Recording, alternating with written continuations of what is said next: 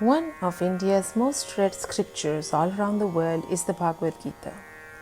It is an Indian epic set on a battlefield where Arjuna, a warrior prince, has to fight his uncles and teachers and fails to find the courage to do so. Krishna gives him advice about his duty. The dialogue goes much beyond this fight. It is a lesson to all of us on how to find courage and purpose on the battlefield of life. It is one of the foundational scriptures of yoga.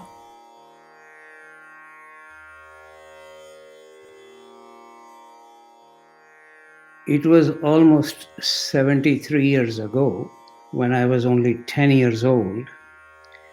My father, who was a very distinguished lawyer, was very interested in the Bhagavad Gita. And one morning, he read aloud the shloka, which is actually later on I discovered was the 19th shloka in the 7th chapter. And he spoke with such great feeling that he said that I can translate the words for you, but I cannot say that I really realize that all there is Krishna. So in fact, my interest in the Bhagavad Gita actually has been launched since that remark many years ago.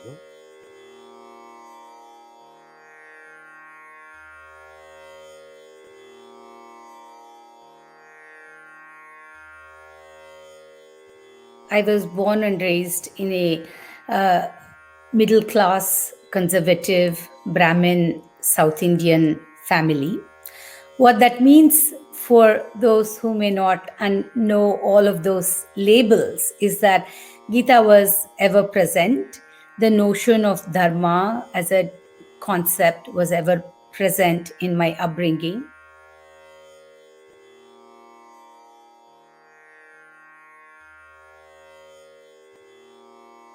I was introduced to Gita at childhood, but I was not knowing about it. It was just a ritual that time. But frankly speaking, at the age of 48, I took the book and I started reading it.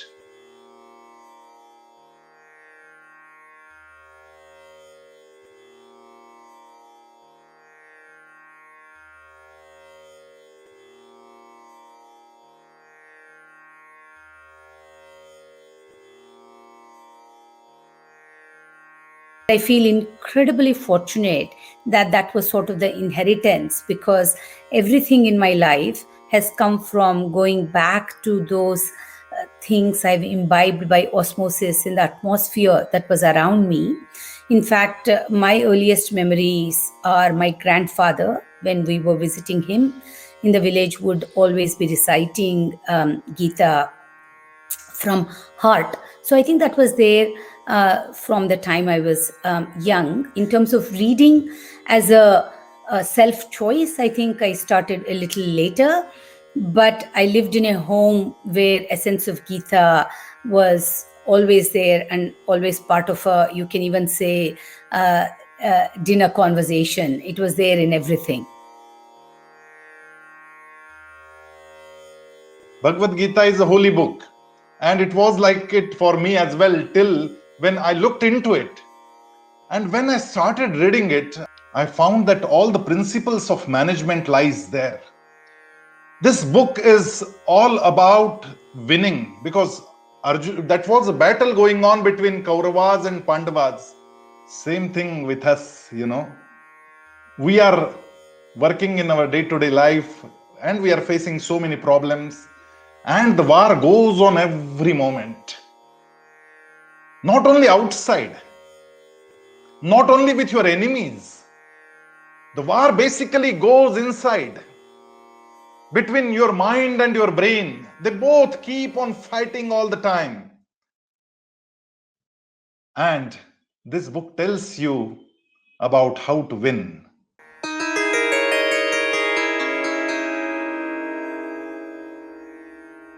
Tell me of those who live always in wisdom, ever aware of the self, O Krishna. How do they talk? How sit? How move about? They live in wisdom, who see themselves in all and all in them, whose love for the Lord of love has consumed every selfish desire and sense craving, tormenting the heart. Not agitated by grief or hankering after pleasure, they live free from lust and fear and anger. Fettered no more by selfish attachments, they are not elated by good fortune or depressed by bad. Such are the seers. Even as a tortoise draws in its limbs, the wise can draw in their senses at will.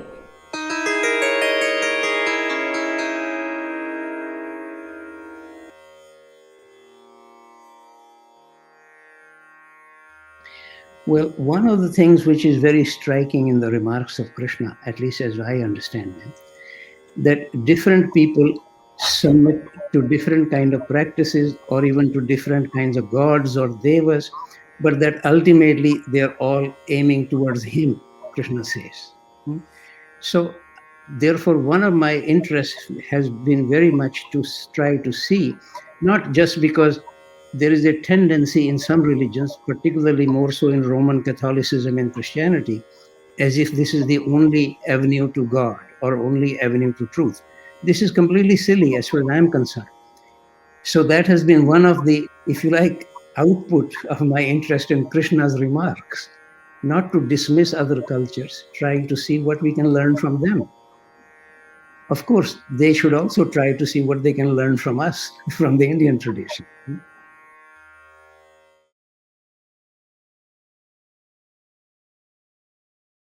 ॐ नमो नारायणाय ॐ नमो नारायणाय ॐ नमो नारायणाय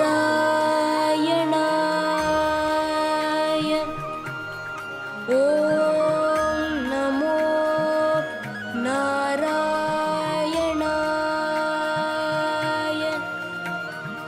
ॐ